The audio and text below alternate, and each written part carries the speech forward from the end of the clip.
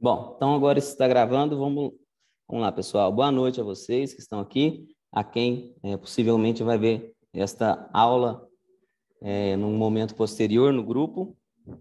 Agradeço pela presença de cada um. Eu queria explicar, a princípio, uma coisa que é importante. Aqui eu não considero tanto uma aula o que eu vou fazer, porque a minha ideia era, de fato, estudar um assunto, preparar uma aula bonitinha, uma exposição muito bonita e disponibilizar isso para vocês. Parece que a minha imagem está travando.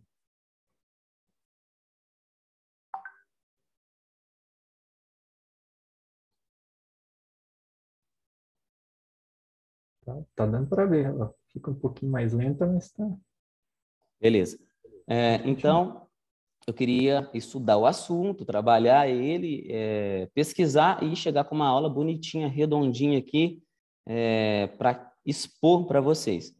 Por falta de tempo, pelas necessidades da minha vida, que a vida tem me imposto no momento, eu não consigo fazer isso. E para não ficar adiando começar esse estudo aqui com vocês, eu resolvi começar fazendo o seguinte: o mesmo tema que eu estou estudando ao longo da semana é o tema que eu vou expor aqui. Traduzir duas frases em latim, nós vamos trabalhar essas duas frases. Isso creio que tem um ponto positivo, que é o de vocês acompanharem em tempo real um estudo, como que ele funciona em latim, né? E tem um ponto negativo, que é o de não ser uma aula muito bonita, né? Totalmente redondinha, que mova, conduza vocês, né? Vocês vão ter que fazer um certo esforço para acompanhar. Mas eu creio que tanto quem não conhece nada de latim, tanto quem já iniciou os estudos do latim pode se beneficiar disso, porque o estudo do latim que eu faço eu estudo nos moldes em que o professor Rafael Falcon propôs, de um estudo clássico, de você estudar não como o inglês é estudado hoje, para você comprar um pão na padaria, pedir um remédio na farmácia, mas para você analisar a linguagem de textos clássicos e deixar com que isso entre em você e passe a fazer parte do seu modo de pensar, de estruturar a realidade. Eu falo muito isso, o latim me ajudou a passar a entender a realidade de uma forma melhor. Não entender, talvez não seja esse o termo, mas pelo menos a prestar, contemplar, né? Eu acho que essa é uma boa palavra, contemplar a realidade. Porque, assim, se a gente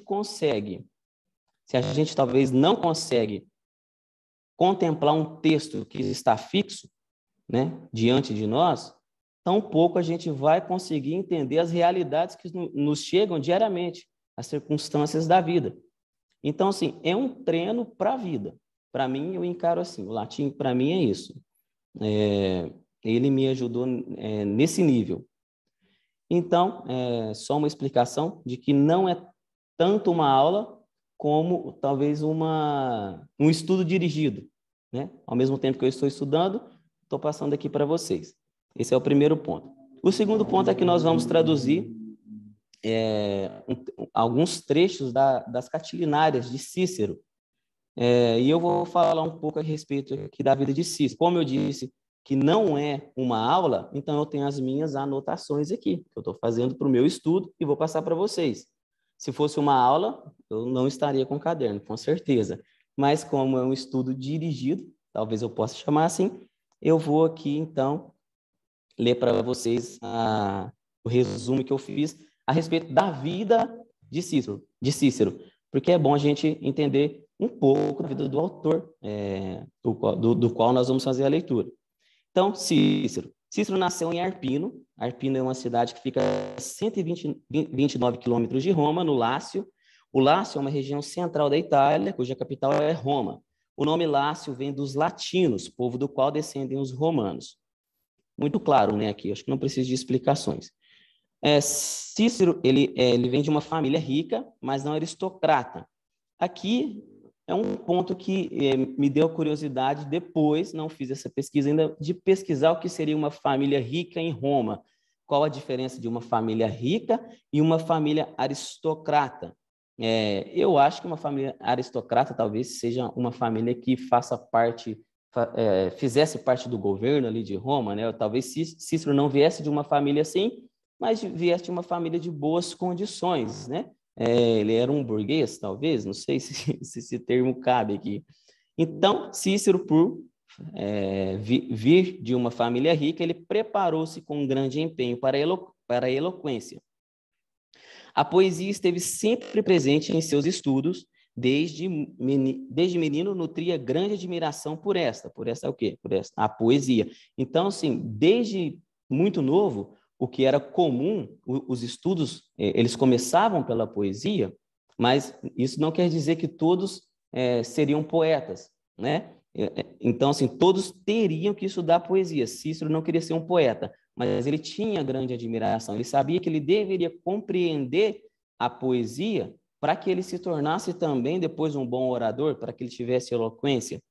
Então, embora soubesse que não se tornaria célebre nesta arte, a poesia, por ser mais um homem de raciocínio do que de fazer fantasias.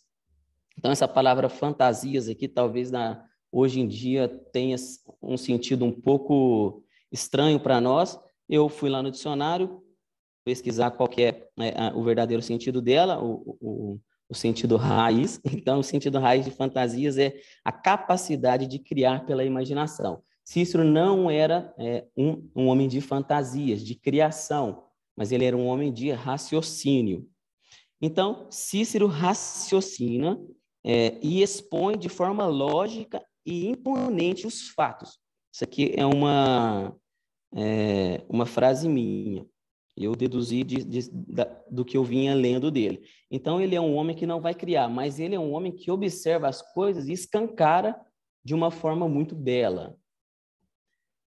Um poeta usa de sugestões, de meios implícitos quando quer escrever algo que fale de um fato ou pessoa real. Então, aqui são duas vertentes. Cícero, ele expõe, ele percebe o fato, a realidade, e expõe de forma nua e crua ali, sem rodeios, porém de uma forma bonita, de uma forma bela. Então, assim, Cícero, de certa forma, quando ele faz um discurso, ele é incontestável. É muito difícil você contradizê-lo. Um poeta, não. Ele vai escrever aquilo por meio de sugestões. O poeta, ele pode estar falando de um determinado fato, a poesia dele surge para falar de uma determinada coisa, só que ele vai criando camadas e camadas e camadas. Em Cícero, você talvez não tenha, aqui é um pensamento meu, talvez você não tenha essas camadas que a poesia tem, camadas de sentido, mas você tem camadas de linguagem, né? O Cícero trabalha muito a linguagem, tanto que o estilo que ele inaugura, né? Ele inaugura um estilo, é chamado de o estilo ciceroniano. Na época dele surge um novo estilo e esse estilo é condensado na pessoa de Cícero. Cícero é o maior representante desse estilo, que é um estilo que se contrapõe ao anterior. Agora eu não me lembro do maior autor desse estilo anterior, que usava mais ou menos a mesma ideia de Cícero, porém era mais direto, mais conciso. Cícero, ele elabora seus textos, né? Ele seduz, vamos dizer assim, né? Ele usa de uma retórica para te levar junto com ele. Talvez os outros, me pareçam, eu não li, pretendo ler os que vieram antes dele para fazer uma comparação, mas creio que eles não têm essa retórica do Cícero de te chamar para o discurso dele, mas expõe de forma nua e crua os fatos.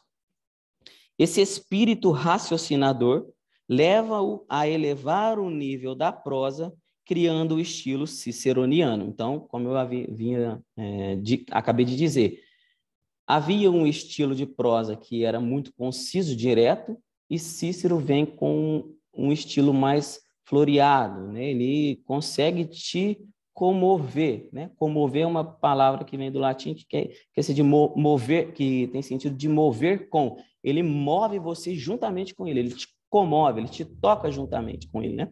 Ele vai escrevendo seu texto e para te conduzir, te convencer, e como eu disse, é muito difícil você não se convencer do que ele está dizendo. Em 63 a.C., Cícero torna-se cônsul, que é o o mais alto cargo político da República Romana, combatendo Catilina, seu terrível adversário. Então, nós vamos ler aqui o texto das Catilinárias, que são 4 orações que Cícero compõe para denunciar uma, não possível, mas uma, de fato, tentativa de roubada de poder por parte de Catilina, né? Ele quer tomar o poder por meio da força, não por meios legais. Então, Cícero, ele expõe Catilina na frente do Senado ali. Eu acho que é Senado o mesmo lugar, fórum, não sei, o lugar que eles se reuniam. Cícero se encontra nesse lugar e expõe todo o plano de Catilina na frente de todos ali, desmascarando ele a olhos nus, né? Como eu disse, ele escreve 4 orações. A primeira e a última ele expõe no próprio Senado. As outras 2 ele relata para o povo romano.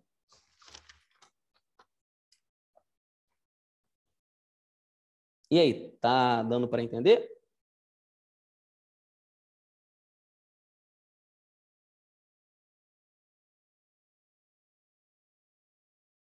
Tá sim. Perfeito. Quando o primeiro triunvirato, o que é um triunvirato? São 3 cidadãos romanos que se unem para tomar o poder. Então, quando o primeiro triunvirato, quando 3 cidadãos romanos se unem pela primeira vez para tomar o poder, formado por Pompeu, César e Crasso, acho que esses nomes são familiares, né? Pompeu, César, Júlio César e Crasso, quando eles assumem o poder, eles tentam, por meio de uma lei, exilar Cícero por ter condenado à morte cidadãos romanos, os aliados de Catilina, sem o conhecimento do povo. Então, Cícero, o que ele faz? Ele condena Catilina e seus aliados à morte. Só que você não poderia condenar um romano sem o conhecimento do povo. E Cícero faz isso. Ele dá uma cartada ali e condena à morte Catilina e seus aliados. E creio eu que ele faz isso de uma forma correta, porém ele faz, me parece que sem usar de meios legais. Ele impõe sua palavra e condena eles à morte, e depois esse primeiro triunvirato se aproveita disso de uma forma ardilosa para pegar Cícero, né? E por meio dessa lei, a lei de que você não pode condenar cidadãos sem o consentimento do povo, para exilar Cícero. Então, Cícero, ele é exilado. Cícero foi, então, exilado por 1 ano. Ele fica 1 ano longe de Roma. Volta a Roma e é surpreendido por uma guerra civil entre César e Pompeu. Então, lá, quem fez o primeiro triunvirato para tomar o poder? Pompeu, César e Crasso. Quando eles estão no poder, César e Pompeu, eles entram em uma guerra civil. Cícero retorna após 1 ano, no meio dessa guerra. Sem muito ânimo, Cícero torna-se aliado de Pompeu por representar até certo ponto a causa republicana. Então, Cícero, na verdade, não queria apoiar nenhum. Porém, ele toma a opção de escolher um mal menor, que seria Pompeu, que até certo ponto, em certa medida, ele representava a causa republicana. César vence Pompeu, ou seja, Cícero fez uma escolha, não sei se eu posso dizer errada, mas o escolhido dele perdeu a guerra, né, civil que estava acontecendo. Então, César vence Pompeu. Cícero se afasta da vida política, dedicando-se aos estudos. Então, como o seu adversário, o adversário dele, do seu escolhido, ganhou a guerra civil, Cícero se afasta. É interessante notar que César não tenha pedido a cabeça de Cícero, né? Porque se ele apoiou Pompeu e Pompeu perdeu a guerra, César, logicamente, poderia ter pedido a morte de Cícero. Ele não faz isso. Talvez eu creio que César, isso também eu tenho que pesquisar mais, mas creio que César visse virtude em Cícero. Ele viu uma pessoa honesta e que pudesse fazer parte do seu... Na verdade, César ele era mais um ditador, né, da sua ditadura. Então, ele queria ser Cícero do seu lado, talvez, porque Cícero era um bom homem e um bom orador. Então, sem muito ânimo, ele torna-se aliado de Pompeu, que perde a guerra, e César toma o poder. César vence Pompeu, Cícero se afasta da vida política, dedicando-se aos estudos. Após a morte de César, volta à vida pública, procurando restaurar a república numa série de cartas contra Marco Antônio, que seguia os passos de César. Então, morre César, Cícero havia se afastado, quem assume o poder? Marco Antônio, seguindo os passos de César. E Cícero, de modo diferente com o que ele fez com César, né? Ele não atacou César, ele ataca Marco Antônio, e ataca veemente, né? Com muito ânimo. O segundo triunvirato, então triunvirato, 3 cidadãos romanos que se unem para tomar o poder. O segundo triunvirato é formado por Marco Antônio, Otávio e Lépido. Talvez também sejam nomes que vocês já ouviram em algum momento. Então, o segundo triunvirato encerra de uma vez por todas a República. Então, a República ela é encerrada. Cícero tenta fugir, ou seja, Cícero ele estava aniquilado. A República, Cícero ele era um ferrenho defensor da República. Ele era, de fato, um republicano. Uma vez que a República é encerrada, Cícero não tem mais o que fazer senão fugir. Então, Cícero tenta fugir, mas é alcançado pelos soldados e morto perto de Fórmia, região do Lácio, em 43 a.C. Então, próximo ali ao nascimento de Cristo, né? 43 anos antes, Cícero, a República ela é encerrada de uma vez por todas, esse triunvirato toma o poder, me parece que comandado por Marco Antônio, e a cabeça de Cícero, então, é pedida.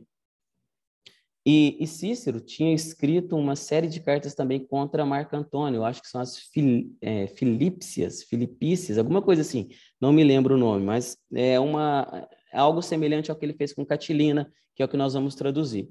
E como eu disse, a escrita, a exposição de Cícero era muito forte, então as cartas que ele escreveu contra Marco Antônio abalaram Marco Antônio, mas ainda assim eles venceram. Conta-se que suas últimas palavras foram, então os soldados alcançam Cícero tenta fugir, soldados o alcançam e conta-se, né, não sei se isso é um fato de fato real, mas conta-se que as últimas palavras de Cícero diante dos soldados que vieram para matá-lo foram essas. As palavras de Cícero, abre aspas, não há nada adequado no que está fazendo, soldado, mas tente me matar adequadamente. Então você imagina, um homem que defendeu a República. A República cai, né? Os soldados vão atrás dele, o encontram, e ele poderia tentar lutar pela causa dele, né? Ou sei lá, fazer alguma coisa. Ele não, ele se ajoelha e diz essas palavras, né? Me parecem palavras muito comoventes e de um homem a ser admirado, né? Não há nada adequado no que está fazendo, soldado, mas tente me matar adequadamente. Então, essas foram as últimas palavras de Cícero. Cícero se ajoelha e curva a cabeça, mostrando que não resistiria. Então, Cícero ele é um homem inteligente. Talvez ele visse ali que não adiantava, né? Não tenho o que fazer, não vou bancar aqui também o herói, lutar por algo que está perdido, né? Quero morrer honradamente. Eu lutei por isso, mas também sei que agora acabou, eu perdi, né? Então, me ajoelho aqui, não tem nada de adequado no que você está fazendo, soldado, mas faça adequadamente. Cícero se ajoelha, mostrando então que não vai resistir, não vai entrar em combate, até porque se entrasse também perderia, né? Então, por ordem de Antônio, foram cortadas suas mãos, que haviam escrito as Filípcias, aqui o nome aqui, ó, Filípcias. Então, Cícero havia escrito uma série de cartas contra Marco Antônio após a morte de César, certo? A gente havia falado isso. Então, Marco Antônio fica possesso de raiva e manda que os soldados, após matar Cícero, cortem suas mãos e a cabeça. Então, eles pegam as mãos e a cabeça de Cícero e expõem no Fórum Romano. O Fórum Romano, se eu não me engano, é um palanque onde alguém poderia subir ali para pronunciar algum discurso, para falar com o povo. Então, como se fosse um palanque, né? Um termo moderno. O nome é outro, mas é como se fosse um palanque e foram expostas ali as mãos de Cícero e a sua cabeça. Acho que não tinha precedente isso. Era uma atitude muito, muito perversa de Marco Antônio. Vocês podem lembrar que César, vencendo Pompeu, e Cícero tendo apoiado Pompeu, César não pede a morte de Cícero. Havia um respeito, né, entre adversários. E parece que era assim. E com Marco Antônio isso acaba. Marco Antônio não tem respeito algum por Cícero. Pelo contrário, ele tem um ódio profundo, tanto que ele pede que suas mãos sejam cortadas, porque foram elas que escreveram as cartas contra a pessoa dele. E pede que corte-lhe também a cabeça. Segundo Dião Cássio, um historiador romano, Fúvia é a mulher de Marco Antônio. Então, Dião Cássio, que é um historiador romano, escreve um trecho sobre ela. Ela é uma curiosidade que ele é a primeira figura feminina não mitológica a ser representada em moedas romanas. Então, a mulher de Marco Antônio, assim, dá para ver então o caráter de Marco Antônio e da mulher dele, né? Ele pede que corte a cabeça de Cícero, suas mãos, e a exponha lá naquele palanque. A mulher dele, ela é a primeira mulher não mitológica, né? Todas as mulheres que apareciam nas moedas romanas eram seres mitológicos, e ela é a primeira mulher, de fato, da vida real, uma mulher que não é um ser mitológico, que vai parar desenhada com seu rosto nas moedas. Então, assim, de uma vaidade muito grande, né? Com certeza. Assim como seu esposo Marco Antônio. Então, segundo Dião de Cássio, ele escreve que Fúvia, a esposa de Antônio, arrancou a língua de Cícero e a espetou repetidas vezes com um grampo de cabelo, a vingança final contra o orador que escrevera contra seu marido. Então, não bastasse aí Marco Antônio pedir as mãos e a cabeça de Cícero, a sua mulher que é a língua de Cícero, para espetar com um grampo, né? Uma coisa muito amistosa. Então, ela, como um ato final de vingança, arranca a língua de Cícero, né? Está com a cabeça de Cícero diante de si, arranca a língua dele, né? A gente tem que tentar imaginar a cena, porque isso me parece um negócio muito absurdo quando você imagina. Falando assim, passando rapidamente, né? A gente não para pensar. Mas você imagina a mulher com uma cabeça de um cadáver diante de si, abrindo a boca, sei lá como é que fica a boca de um morto, me parece que fica, né, cerrada, ou não sei se fica abertona, assim, mas ou se estiver cerrada, ela abre a boca, ou se estivesse bem aberta, ela só puxa a língua ali, passa uma faca com a língua na sua mão. Você imagina o tamanho do ódio que essa mulher nutria por Cícero, né? Ou pelo menos o tamanho da bajulação que ela tinha pelo seu esposo, né? Ela pega a língua de Cícero em sua mão e espeta repetidas vezes com um grampo de cabelo. Então, uma coisa muito, muito perversa, né? E aqui acaba uma breve exposição sobre a vida de Cícero. Vocês querem comentar, perguntar alguma coisa?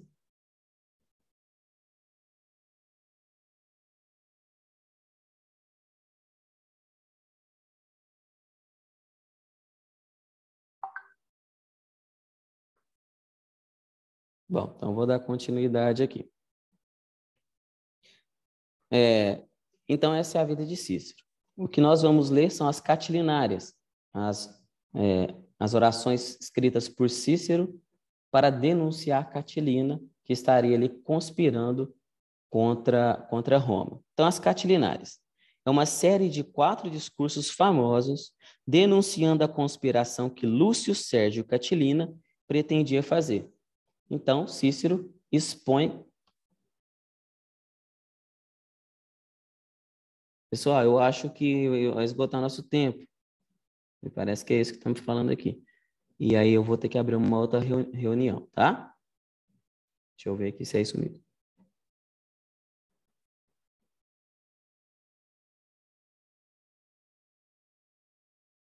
Bom, se encerrar aqui do nada, foi por isso. Vou continuar aqui, então. As catilinárias.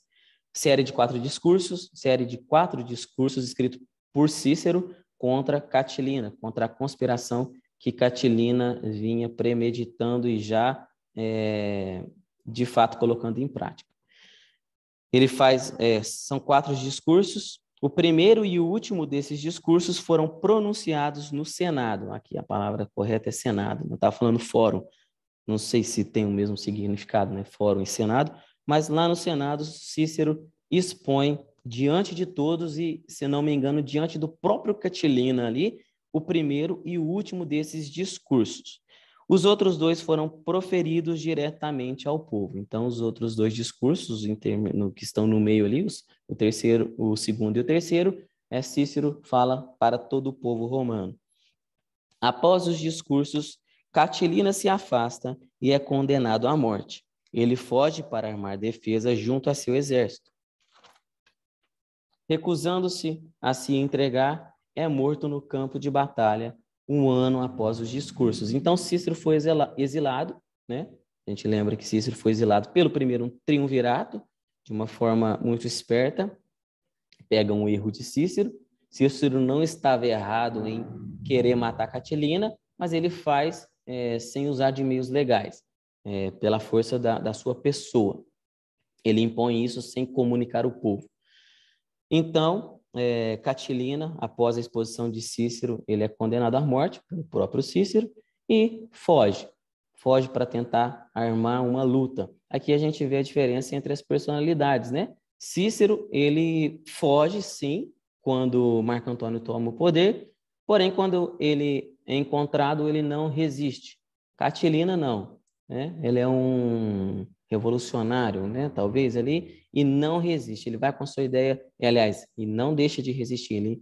Ele resiste e luta até o fim, porém é morto. Ele perde ali a guerra e os seus aliados e ele, todos eles são mortos. Então, esse é um breve resumo a respeito das catilinárias. Uma curiosidade aqui, eu também não sei por que me apareceu isso aqui, mas achei interessante. Uma curiosidade. A 21ª fase da Operação Lava Jato foi batizada de catilinárias, ou seja, as catilinárias, se tornaram um símbolo. Então, qualquer ato, né, de revolta contra um poder estabelecido legalmente pode tomar o nome de catilinárias, né?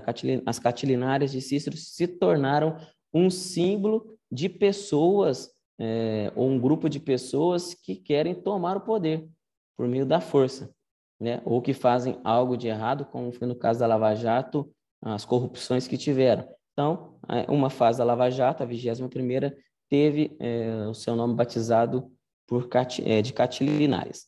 Bom, então é isso. Aqui uma breve exposição a respeito da vida de Cícero e da obra que nós vamos traduzir.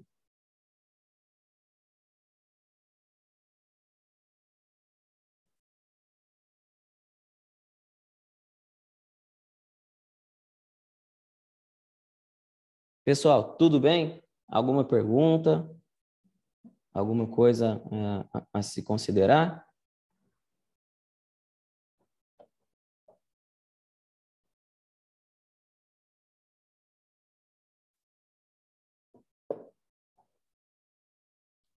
Bom, então vamos seguindo aqui.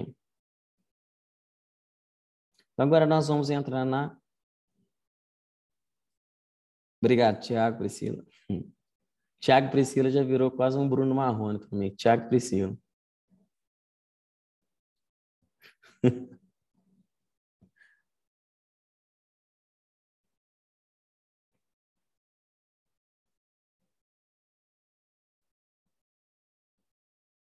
Olha, esse daqui é o trecho que nós vamos traduzir a princípio. Deixa eu só arrumar a minha câmera aqui. Pronto. Então, esse aqui é o início das catilinárias, né? Esse livro aqui que está aberto é a famosa Gramática Latina do professor Napoleão Mendes de Almeida. Então, como eu disse, aqui é um estudo que eu estou fazendo e, ao mesmo tempo, passando para vocês. Então, tem a vantagem de vocês acompanharem em tempo real, tem a desvantagem de não ser uma aula exposta de uma forma talvez mais bela. Então, pronunciada no Senado Romano em 8 de novembro do ano 63 a.C., o ano em que Cícero se tornou cônsul. Então, ela inicia aqui, ó. Essa é a primeira frase e a única frase que nós vamos ver hoje. Quousque tandem abutere Catilina patientia nostra. Talvez vocês já tenham escutado essa frase, ou em português ou em latim, porque é uma frase muito conhecida, muito famosa. Até quando, Catilina? Abusarás tu, né? Um pronome implícito, abusarás tu de nossa paciência. Então, já dei a tradução aqui direto, mas nós vamos analisar isso daqui agora.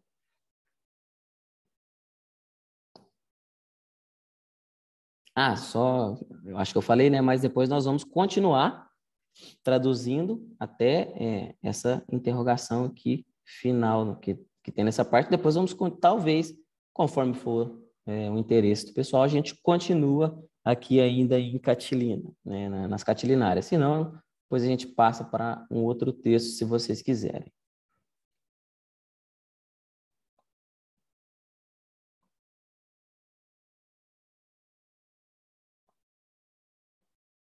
Bom, então está aqui, ó. Primeira frase. Quousque tandem abutere Catilina patientia nostra. O que a gente faz em primeiro lugar? Né? Ainda para quem, considerando que você não saiba nada de latim, você está iniciando os estudos hoje, e o que você vai fazer? Aqui eu vou pular algumas etapas, não dá para me fazer uma exposição muito clara.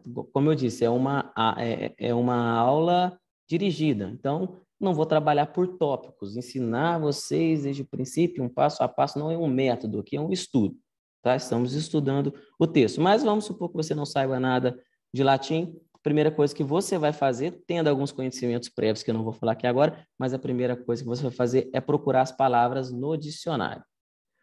Há alguns requisitos para procurar essas palavras, e a gente pode falar isso num outro momento. Então, vamos abrir o dicionário aqui. Ó, a primeira palavra que nós vamos procurar, quousque, tá? Vamos procurar essa palavra do jeitinho que ela está aqui.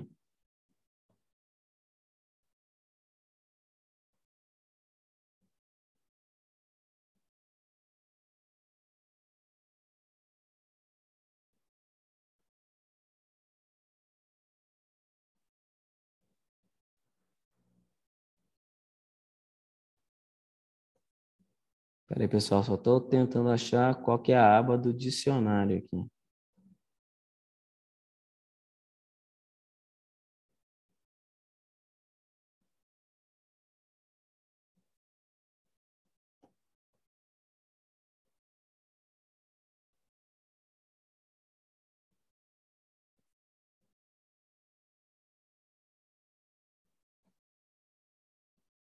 Vamos usar esse daqui mesmo. O correto, né? Óbvio que é a gente ter, eu ia falar vocês, mas eu tenho que me incluir aqui, porque o correto é a gente ter um dicionário físico. Porém, nem eu tenho, para falar a verdade. Sempre usei esse aqui, me serviu bem. Algumas coisas a gente não encontra, quando a gente não encontra, a gente procura em outros meios. Eu uso o Google, uso um dicionário em inglês, que tem algumas coisas em latim, tem umas coisas não. O dicionário em inglês, no inglês, ele é bem completo. Porém, tem essa questão que ele está no inglês. Então, a palavra que a gente estava procurando era quousque. Quousque é um advérbio. Até quando? Até onde? Até que ponto? Algumas traduções possíveis aqui. Uma coisa importante de dizer aqui, principalmente para quem está iniciando, é que as palavras em latim elas se alteram a depender do caso que elas estão exercendo na oração. Uma explicação breve aqui a respeito disso. Se a palavra ela é o sujeito da frase, ela termina de uma forma. Se ela é o objeto da frase, ela termina de outra forma. Se ela é uma adjunta de nominal, de outra forma. Se ela é uma adjunta adverbial, de outra forma. Se ela é um dativo, objeto direto, de outra forma. Então, as palavras em latim, elas variam a depender do caso que elas estão exercendo. Só que os advérbios não. Os advérbios, eles não mudam. Porque advérbio é advérbio. Ele não vai ser sujeito, ele não vai ser objeto, ele não vai mudar. Ele é isso daqui que ele é. O advérbio é isso. Então esse advérbio aqui, quousque, tem essa tradução. Até quando, até onde, Até que ponto? E eu coloquei aqui já para vocês. Quousque é um advérbio, que é abreviado, ADV, advérbio. Até quando? Até que ponto? Beleza? Vamos procurar a próxima palavra. Tandem. Vamos lá no dicionário. Vou tentar fazer isso aqui o mais rápido possível. Tandem. Tandem, por fim, por último, aqui, um advérbio também, sempre aqui no comecinho fala se é um substantivo, se é um adjetivo, se é um advérbio, se é um pronome, se é um verbo, o que que é? Isso daqui aqui também, tandem, também é um advérbio, então não muda. Da mesma forma que tandem aparece no texto de Cícero, assim também ele vai estar no dicionário. Diferente de outras palavras, um substantivo ele pode estar de uma forma no texto e no dicionário ele vai estar de outra. Então, tandem também é um advérbio, não muda a sua forma. O sentido é por fim, por último, enfim, finalmente. Também já está aqui. Tandem, advérbio, enfim, finalmente. A próxima palavra, abutere. Aqui já há uma diferença. Não adianta a gente procurar por abutere no dicionário. Vamos lá, vamos tentar.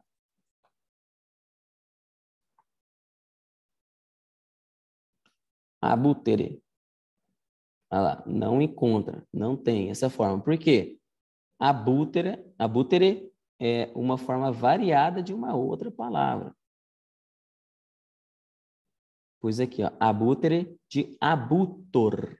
Então, a palavra que dá, que possibilita essa forma abutere é a palavra abutor. Então, nós vamos procurar por abutor.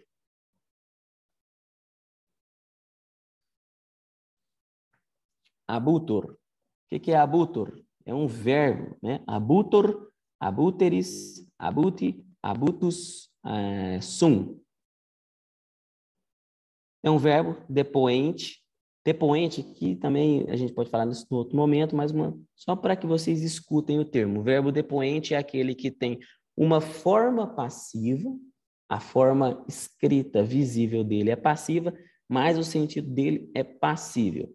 Então, aqui, um verbo, V de verbo, DEP de depoente, transitivo e intransitivo. Ou seja, ele pode ter um complemento ou não, ele pode ter um sentido em si mesmo. Sentido próprio. O que abutor significa? Consumir no uso. Esse é o sentido principal. Daí, o uso que a língua faz desse sentido principal vai dando outros sentidos ao verbo, até chegar nos sentidos chamados sentidos figurados. Então, de consumir no uso, a gente chega ao sentido de usar até a consumação, consumir, gastar, dissipar, usar completamente, esgotar, usar desviando do uso normal, e aí a gente chega no sentido de abusar. Então, se você não conhece, esse é um primeiro ponto aqui muito importante do estudo de latim.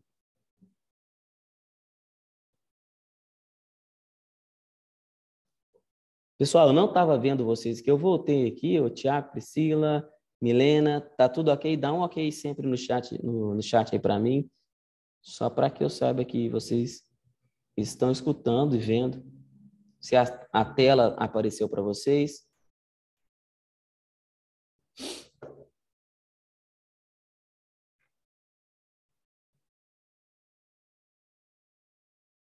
Tá bem, então.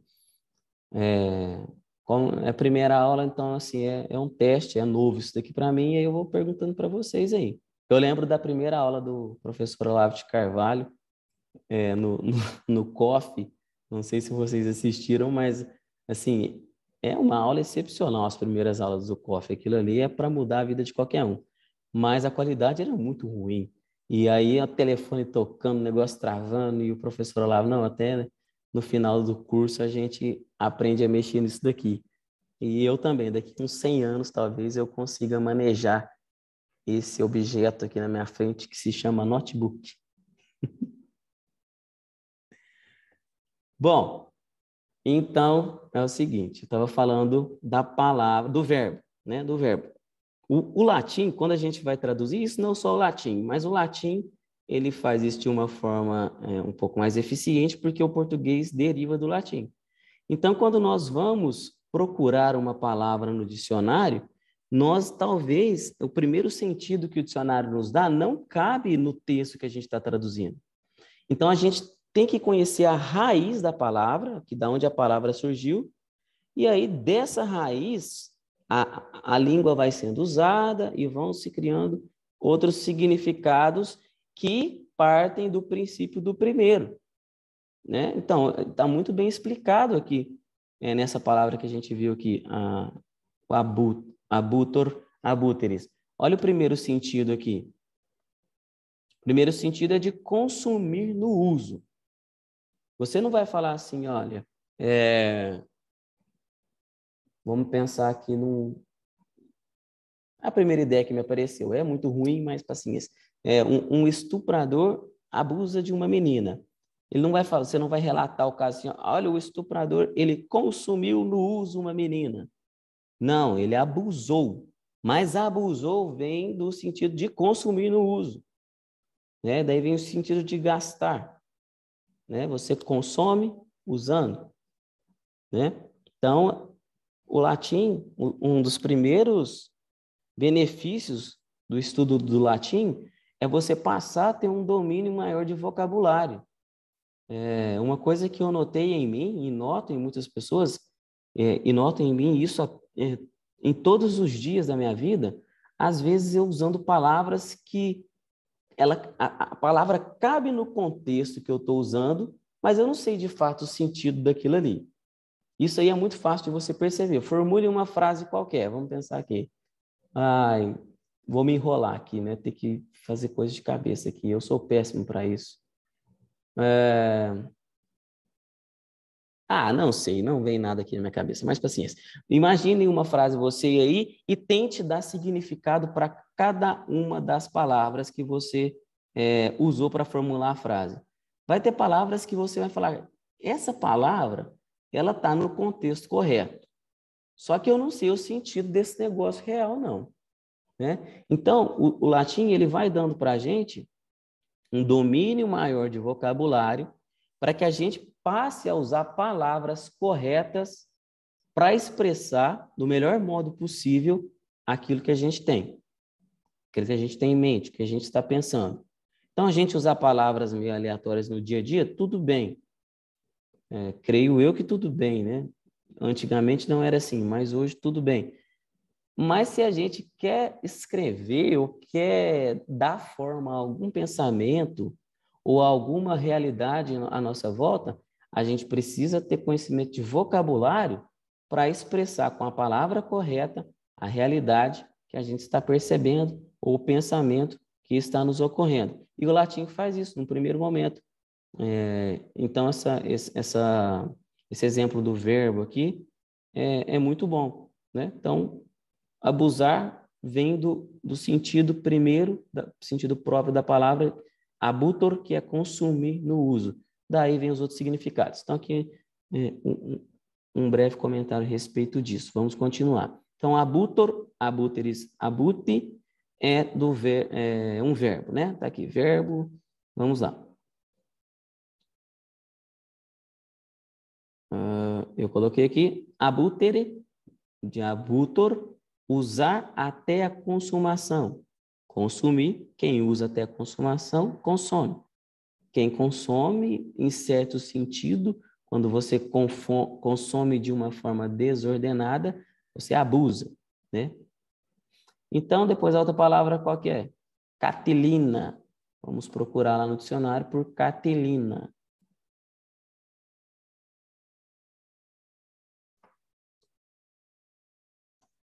Catilina, um substantivo próprio, masculino, e o seu significado é o nome de Catilina, Lúcio Sérgio Catilina, o célebre conspirador romano contra quem Cícero escreveu as famosas Catilinárias e Salustio a respeito da conjuração de Catilina. Então, aqui um breve comentário, né?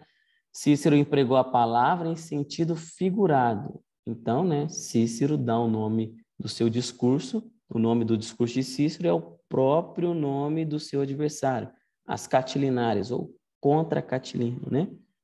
Seria a mesma coisa. Então, Catilina. Catilina, olha aqui, é um substantivo. Ele tem aqui no dicionário, catilina, catiline. Esse ai em latim se pronuncia no latim eclesiástico como catiline. No latim clássico, no período de Cícero, seria catilinae. Aí a pronúncia é diferente. O pessoal me perguntou muito a respeito de pronúncia. Não é o meu foco. Meu foco está na tradução e entender o texto. É importante a pronúncia? É óbvio que é. Mas o meu foco de estudo não está nisso no momento. Eu já estudei um pouco a respeito disso, mas só para que eu leia razoavelmente. Então, meu foco não está na leitura. Está na tradução, no comentário, na observação, no entendimento do que eu estou lendo. Então, catilina, catiline. Aqui, ó, poderia alterar a forma, um substantivo.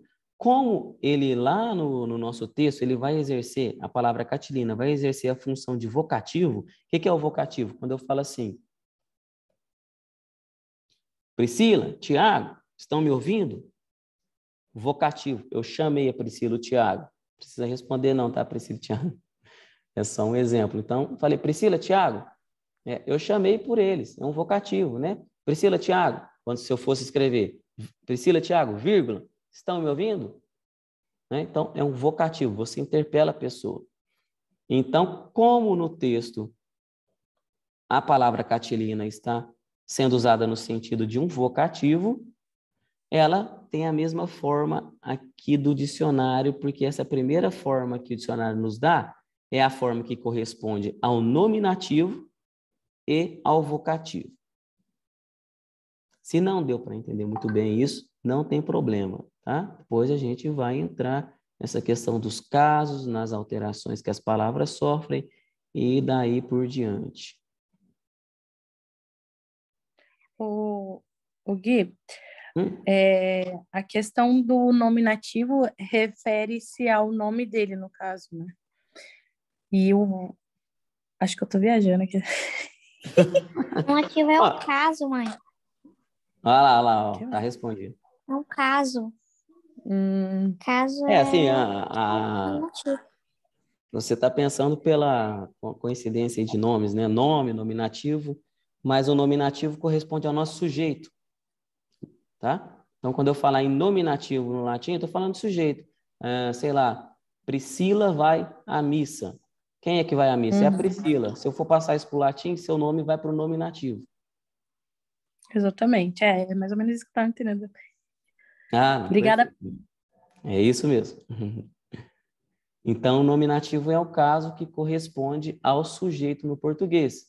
E, por exemplo, objeto direto. Guilherme joga bola. O que Guilherme joga? O Guilherme joga bola. Então, bola é o objeto direto, né?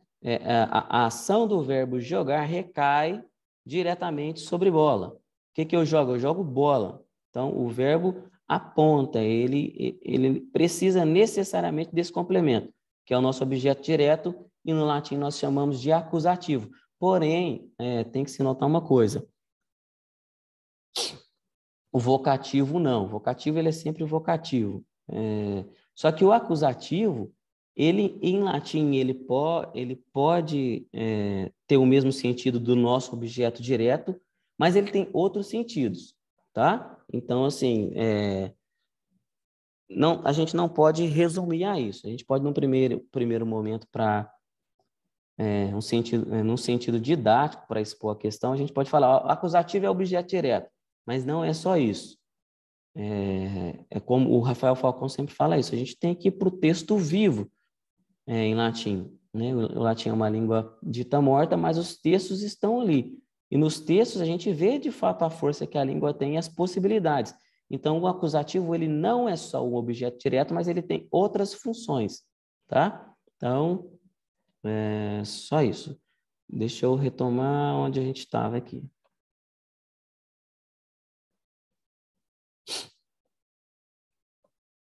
Então, Catilina, né? Catilina, aqui no texto ele está na mesma forma que o dicionário também, da primeira forma que o dicionário nos dá, porque é um vocativo ou um nominativo. Aqui, sempre que tiver entre vírgulas, é vocativo, tanto no português quanto no latim.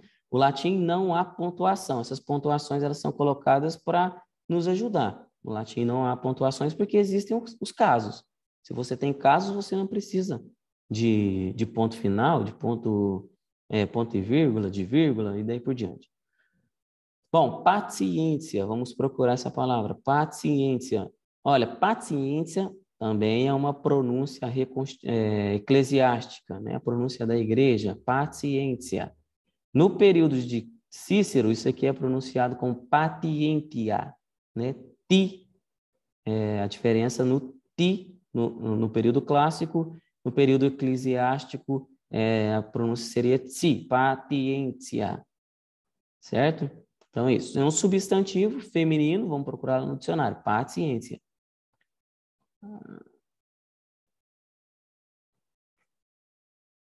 Paciência. Ah lá, também está na mesma forma que está lá no texto. Só que aqui está o problema. Há casos em latim que possuem a mesma forma. Não, como eu disse, Catilina está do mesmo jeito, tanto no texto quanto no dicionário, porque ele é um vocativo, e a primeira forma que o dicionário nos dá é a forma do nominativo e do vocativo. Então, você poderia deduzir, então paciência também está aqui no nominativo ou no vocativo. Não necessariamente. Na primeira conjugação, o ablativo, ou o nosso... Gente, me fugiu o nome. É o ablativo. Estou fazendo confusão já. Então, o ablativo, ele tem a mesma terminação do nominativo na primeira conjugação e do vocativo no singular. Então, essas coisas a gente vai vendo para frente, mas eu vou comentando para que quem assistir possa ir se habituando com os nomes, com essa questão de terminação. Então, paciência, lá no nosso texto, está sendo usado no caso ablativo. Mas é a mesma forma do nominativo. Então, como você vai saber se é ablativo ou se é nominativo? Aí que está, entra o contexto. Você vai ler. Será que paciência, nesse contexto que a gente está lendo aqui, essa palavra ela pode ser um nominativo? Ela pode ser um vocativo? Ou ela vai ser um ablativo? O que é um ablativo? É uma adjunta de nominal restritivo. Aqui, novamente, é uma definição didática. O ablativo exerce outras inúmeras funções, como essa palavra aqui mesmo. Ela não está sendo usada como uma adjunta de nominal, como uma adjunta adverbial, mas ela está sendo usada no outro sentido. Bom, vamos seguir. Se não der para entender essas coisas, passa adiante, sabe? Só escuta. É necessário escutar essas coisas para que o ouvido e o entendimento vá se habituando a ter essas coisas em mente. Próxima palavra.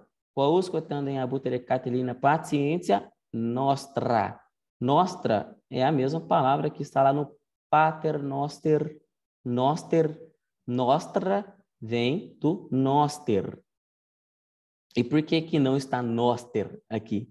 Porque noster é a forma do nominativo.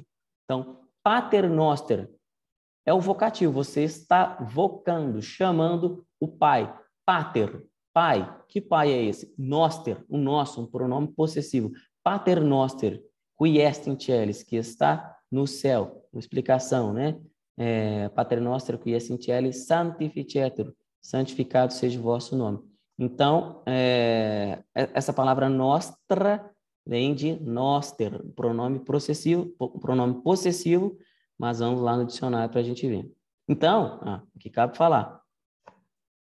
Você não vai procurar nostra no dicionário, porque você não vai encontrar. Nostra vem de noster, nostra, nostrum, um pronome possessivo. Então, você vai procurar por qual forma? Por noster. Como que você sabe que quando você vê essa palavra aqui no dicionário, que você no texto, que você não vai procurar por ela, mas por essa aqui? Vou falar disso depois.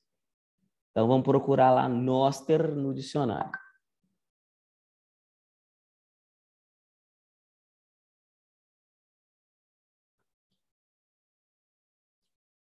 Noster, pronome possessivo, sentido próprio, nosso, nossa, dá em sentido particular, que é do nossos pais, da nossa família, né? O sentido de possessão, né? De ser dono, o que é meu, né? Nosso.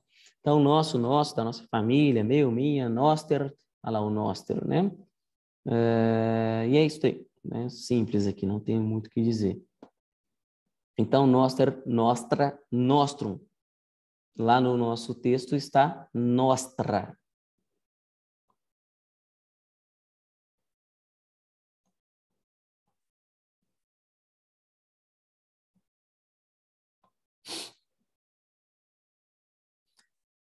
Bom, então aqui procuramos as palavras no dicionário, certo?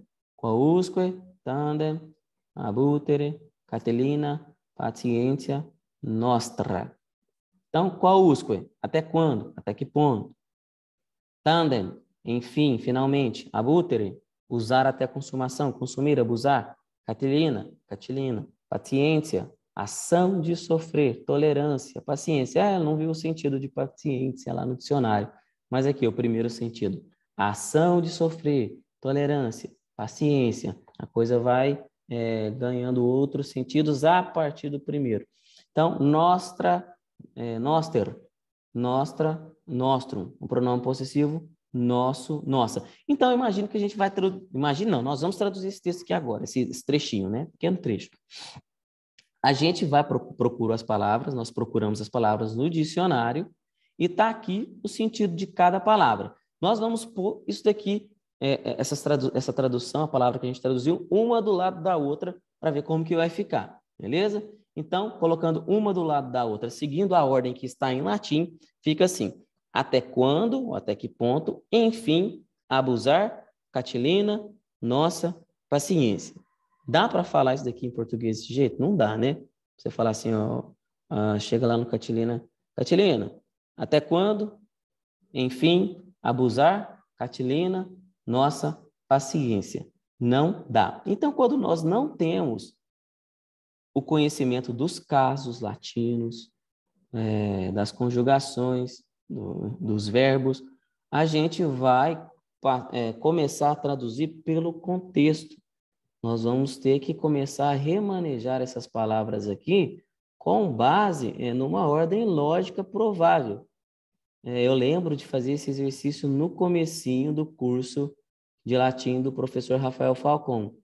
É um exercício que não é fácil, mas ajuda muito, sabe? Isso daqui faz um bem danado para a formação da inteligência, se assim eu posso dizer, ou para que você passe a perceber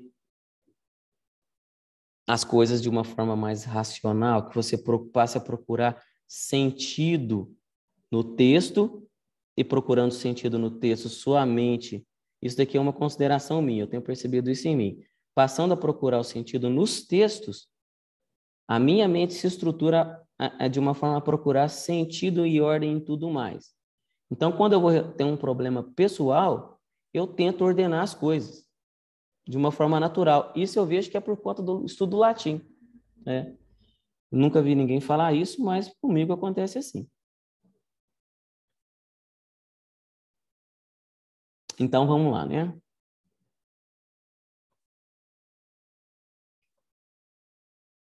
Então, uma tradução aqui bem feita.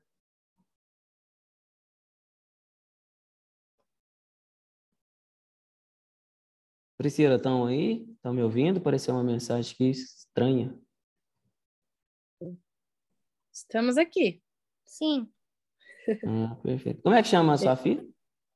Manuel, tá eu, a Manu e o Thiago aqui. Oi, Manu, tudo bem? Oi, tudo bem? Tudo jóia. Nossa, mas a voz é da mãe. Ela tá aqui falando para mim que tem algumas frases que ficam assim mesmo. Parece que estão trocadas, invertidas, né? Não, e em Dá para trazer o Cícero... sentido no português, né?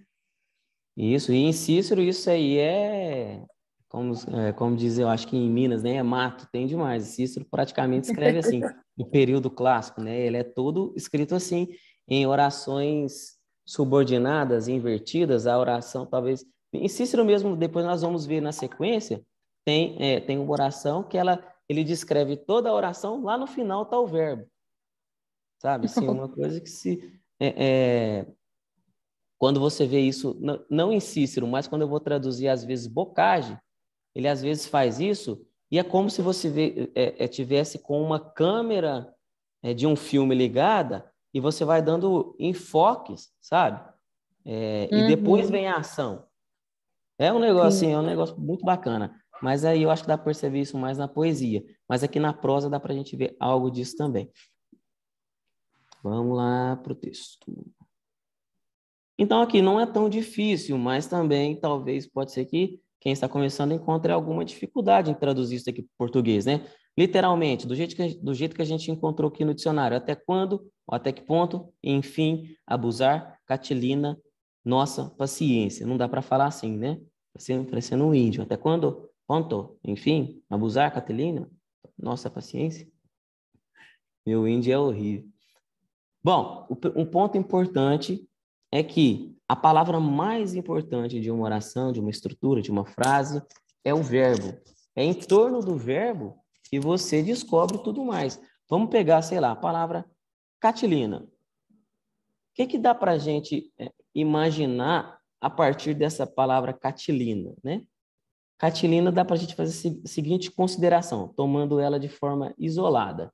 Catilina, a gente sabe que é uma pessoa, tem nome de mulher, mas é um homem. Um gênero neutro, não, brincando. Catilina, um homem, um conspirador lá da época de Cícero. Quem souber vai saber disso, mas não necessariamente. Pode ser que você não saiba, Catilina, não sei o que é isso. Pode ser que ainda fale, é uma palavra feminina, né, a princípio. Então, não dá para a gente tirar muita coisa olhando somente essa palavra, né? Mas se a gente vai para o verbo aqui, abusar, o que dá para a gente imaginar aqui desse verbo? Aí eu vou pedir para vocês aqui participarem, peraí. Vai lá, Manu, o que dá para a gente imaginar aqui, tirar desse verbo abusar? Você consegue imaginar alguma coisa a partir dessa frase, aliás, desse verbo? Vai, fala, vamos ver se você pensa.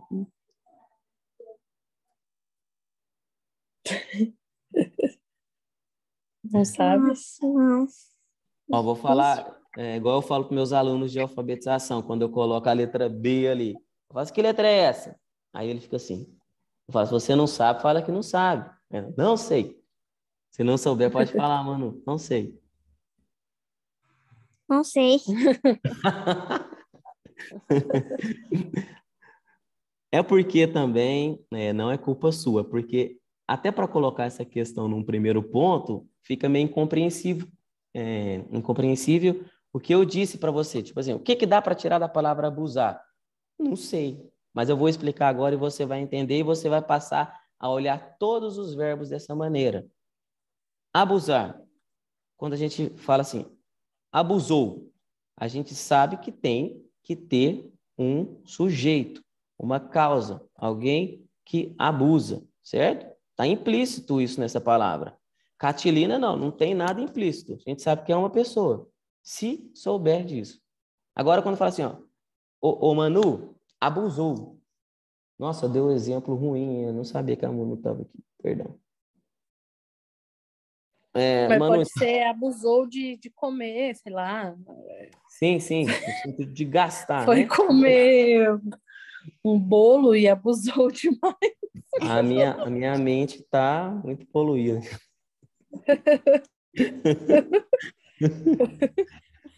Ela não tá Então, entendendo muita coisa. hã? Ela não tá entendendo nada, não. Não, menos mal. Bom, passa adiante aí, ô Manu, vamos embora. Então, fala assim, abusou, Manu. Fala assim, o não, né? Sei lá, abusei. Não, abusei também está implícito eu, né? Vamos deixar o abusou mesmo, né? Se eu falar assim, ô Manu, abusou. A pergunta mais provável que você vai fazer é quem, né? Quem abusou? Olha, a mamãe abusou. Abusou, abusou do papai, fez o papai aí rodar a cidade inteira, porque a mamãe estava grávida e queria comer melancia. A mamãe abusou do papai. Então, assim, é uma palavra. Foi melhor o exemplo agora, né? Foi. Foi. Legal, ó, tô ficando bom. Então, abusou, né? Falei, Manu, abusou. Quem abusou? Eu não estou entendendo. Abusou. Tem alguém que abusa. Então, o verbo traz certas ideias implícitas. Alguém, ou até mesmo explícitas, né? Está implícito isso daqui, explícito, sei lá. Está implícito, vamos deixar assim, pronto. Está implícito no verbo abusar que tem que ter alguém que abusa e algo que foi abusado, certo?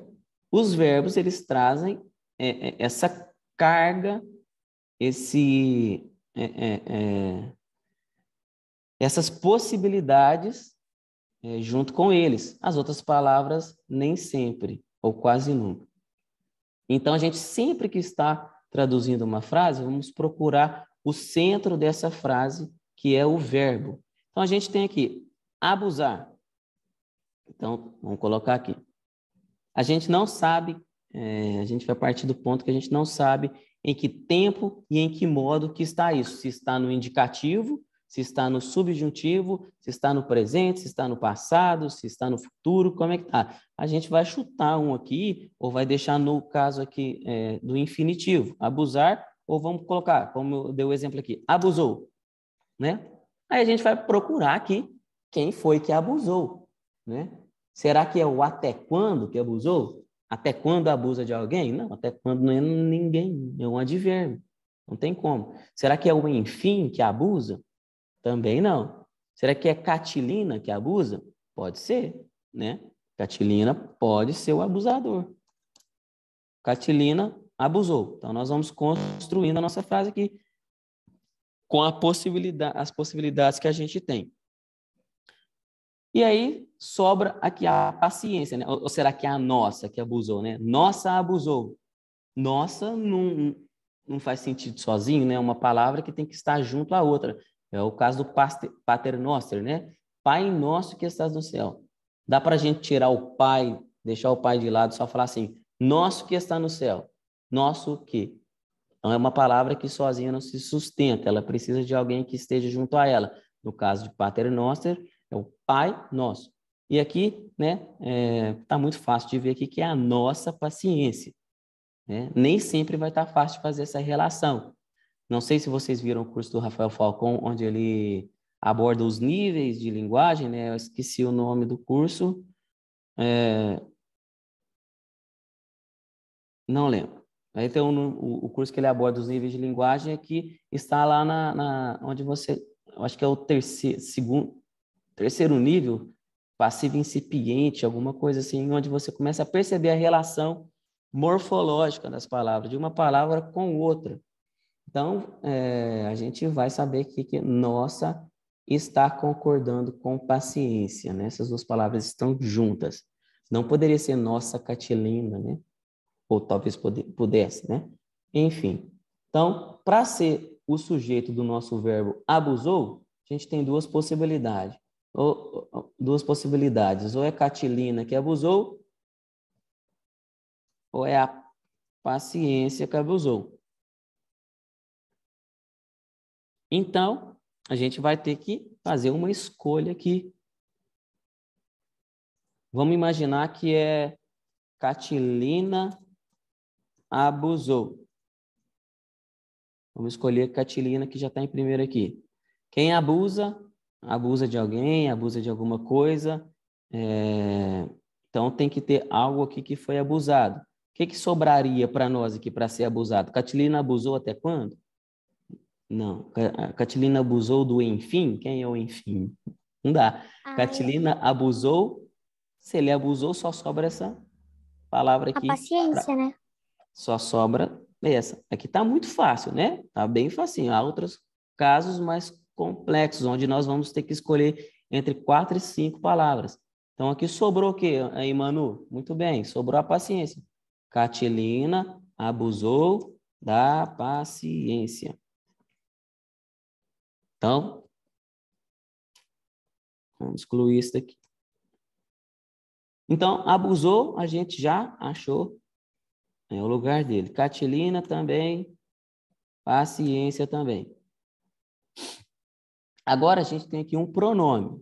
Essas outras palavras aqui, até quando, até que ponto, enfim, são advérbios. Eles dão circunstâncias a respeito do que a gente está falando, né? Não é a coisa mais importante que a gente deve buscar no primeiro momento. A gente busca o verbo, seus complementos, depois a gente passa para os complementos dos substantivos. Então, a gente tem que achar aqui com quem esse pronome possessivo nossa está concordando. Será que é nossa Catilina abusou da paciência? Não pode ser nossa Catilina, porque Catilina não é a Catilina, mas é o, né? É um homem. E se ele é um homem, está aqui, né, é um substantivo masculino, a gente não pode colocar um adjetivo feminino para concordar com ele. A gente não pode falar o Manu, né? A não ser que a Manu aí fosse um homem, né? Mas é a Manu, certo? Então, nossa não pode estar com Catilina, porque nossa é um adjetivo que está no feminino e Catilina é um substantivo que está no masculino. Então, nossa só pode concordar com quem aqui, Manu? Então, Catilina pode concordar. Não, o nossa pode concordar com no meio ali da paciência. Catilina abusou da nossa paciência. Perfeito. Isso aí, Catilina abusou da nossa paciência. E aí, a gente resta aqui para nós essas palavrinhas aqui, né? Esses dois advérbios, como eu disse, são circunstâncias. Aqui, ó, a frase está pronta. Não está pronto aqui? Não tem um sentido completo? Catilina abusou da nossa paciência. Ponto final. Oi? Sim. É. Então vamos, deixa eu voltar aqui, peraí. Então, Catilina abusou da nossa paciência. Fim, beleza, sentido completo. Só que a gente ainda tem essas circunstâncias ou essas palavras que vão dar algum sentido extra ao que a gente já viu. Então, vamos procurar aqui Aqui, eu não sei se há outro modo de perceber isso, mas Catilina, vocês lembram que eu falei que ele está no vocativo. Então, nós estamos interpelando, Cícero está interpelando Catilina. Eu acho que só com recurso de conhecer a gramática mesmo que seria possível entender isso daqui. Mas eu teria que pensar mais a respeito. Em todo caso, eu vou dar resposta aqui. Então, Catilina é o vocativo. Então, nós estamos te chamando. Catilina.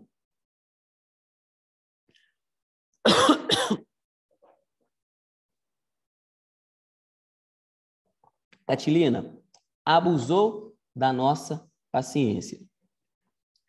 Agora fica meio sem sentido, né? Você falar assim, Catilina, abusou da nossa paciência, né? Numa pergunta seria até concebível você falar, Catilina, você abusou da nossa paciência? Mas essa frase fica um pouco esquisita, né? Você perguntar pro cara, Catilina, você abusou da nossa paciência? Assim, eu sou tão retardado que eu não sei. Me fala aí você se você abusou ou não, né? Cícero não é um retardado, ele não vai fazer isso, né? Então, a gente tem que achar um outro sentido aqui. Então, a gente tem que achar um lugar para esse até quando. Catilina,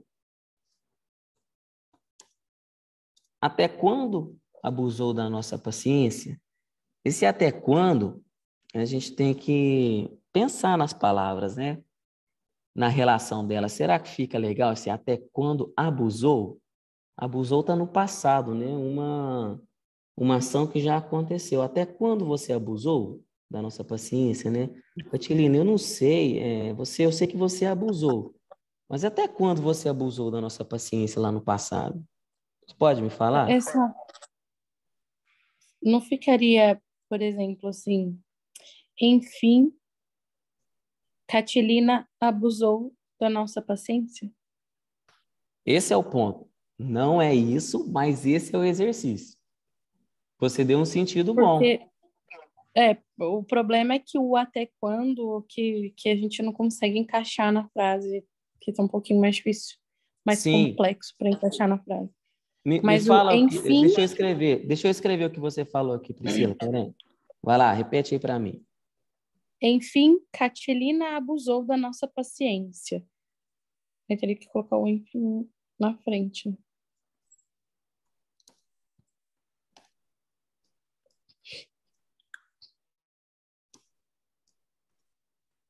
Assim?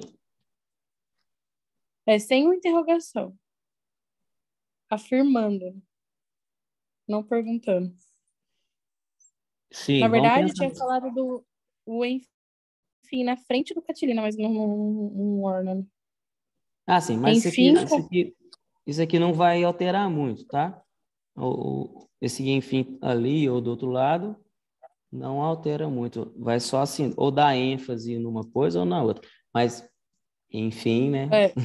enfim, Catilina abusou da nossa paciência. Então, vamos pensar Afirmando. nessa frase. O que significa a gente falar assim, né? Cícero falar assim, olha, mas vamos nos colocar no lugar de Cícero. Cícero falando no meio do Senado, começa o discurso dele assim, enfim, Catilina abusou de nossa paciência.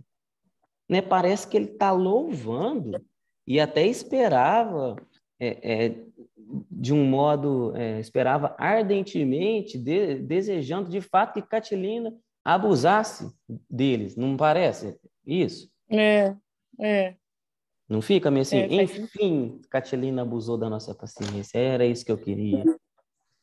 É verdade. Então, assim, Vou tudo pensando até quando. Até quando, enfim, Catilina abusou da nossa paciência?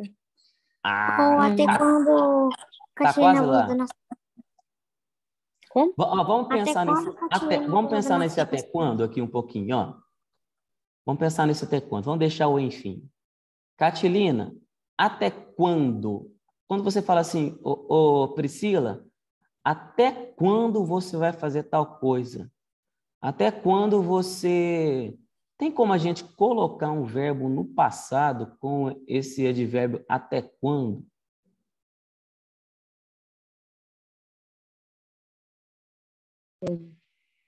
Sei lá, vamos, aqui.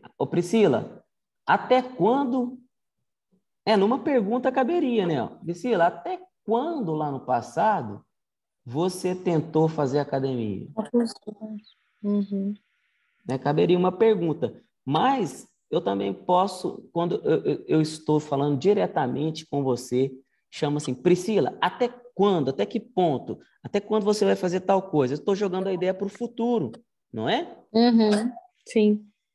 Então, aqui a gente tende a deduzir que está no futuro. Como eu disse, tem essa possibilidade de jogar para o passado também.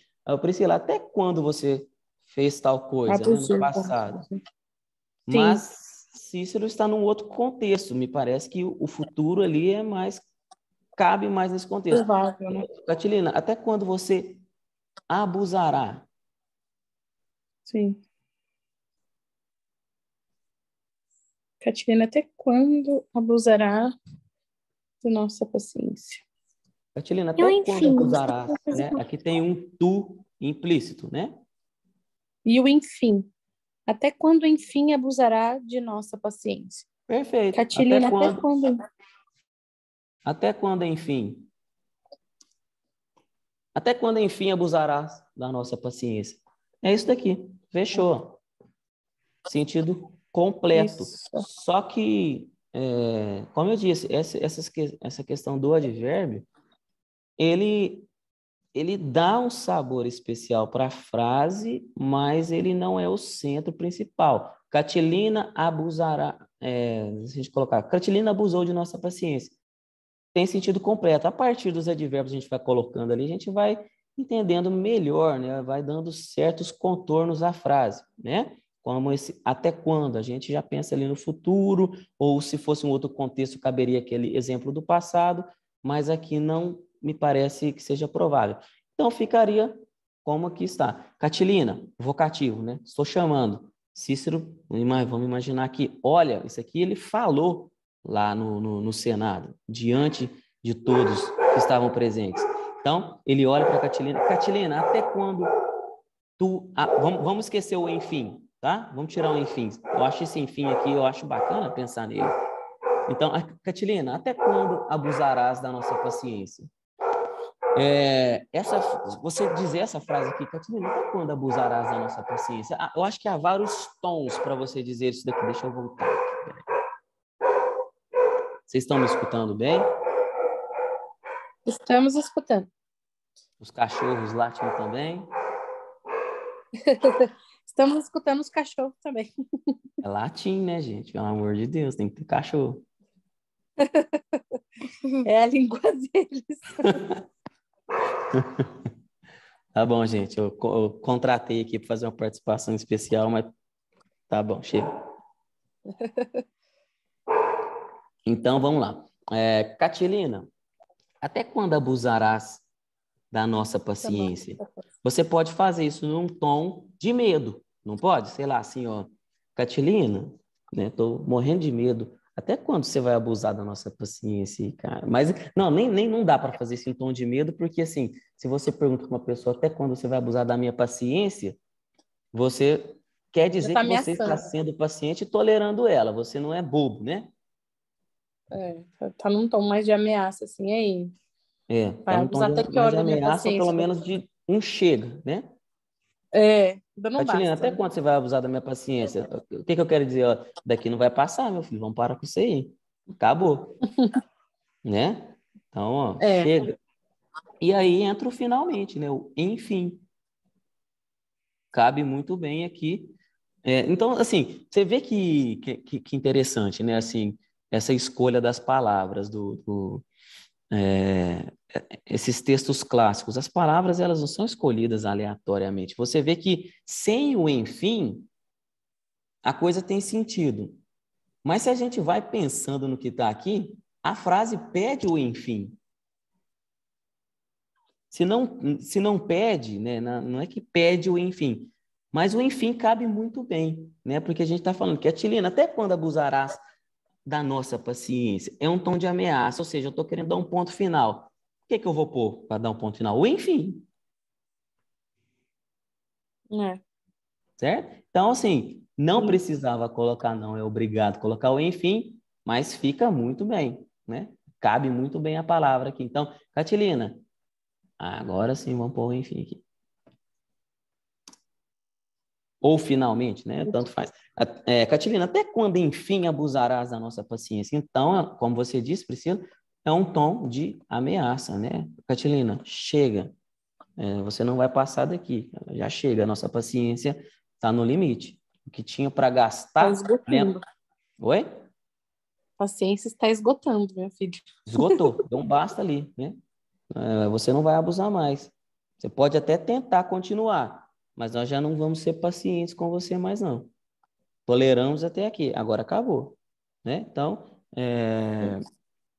eles dão um basta ali em Catilina, né? Então, tudo isso está implícito numa pequena frase, né? Então, quando eu digo que o meu estudo latim está em compreender, né? Não está no falar, na pronúncia, é nesse sentido aqui. Eu quero analisar tudo quanto me for possível. Há mais camadas aqui, mas aí o Guilherme aqui, mortal, não consegue acessar ainda. Um dia, talvez.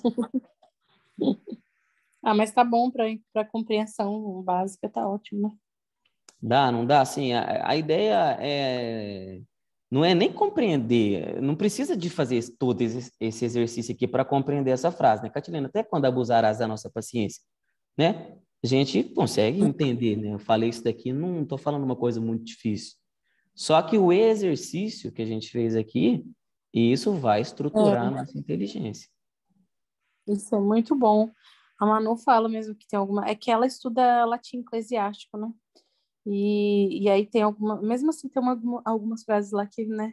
A professora fala que pode até mudar de lugar da palavra, sim, né?